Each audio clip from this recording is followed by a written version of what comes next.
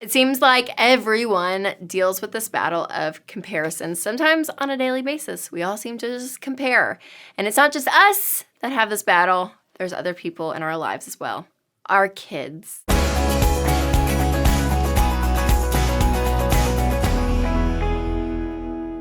And I say our kids, but mine doesn't probably compare yet. She's like 15 months old. But when you have kids, especially, elementary school, middle school, high school, the older your kids get, the more you may see this idea of comparison sneak into their life. And it's like, well, mom, so-and-so has this and I want this. So-and-so gets this. Why can't I have that? And it's like these questions are constant. So how do you help your kids fight this battle of comparisons? So the first thing I would say is that more is caught than taught.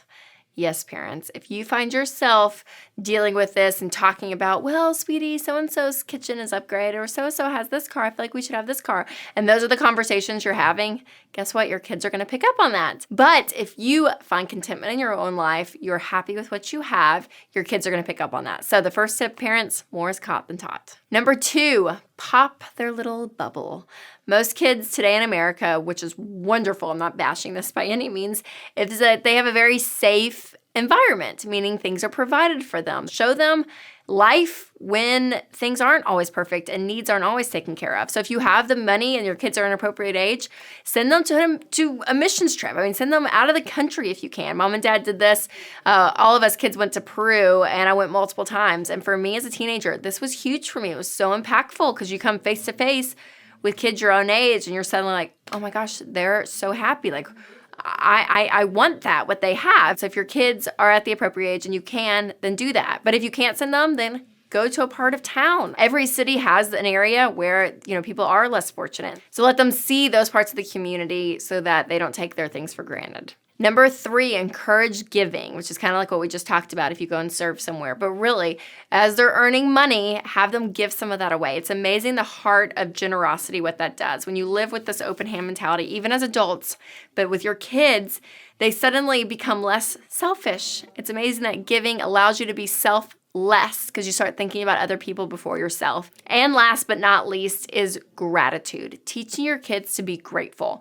And this sounds kind of simple, but it's even starting with making them say thank you.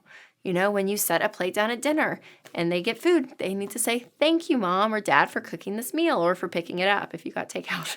But, whatever it is, have them be grateful, because even just saying the words thank you, it may not resonate to their heart automatically, but as they say it over and over and over and over and over, suddenly you will see this heart of gratefulness. So really teach your kids gratitude. So those are 4 things to help your kids battle comparisons. And I think it's something that even as adults, we could probably use in our own life.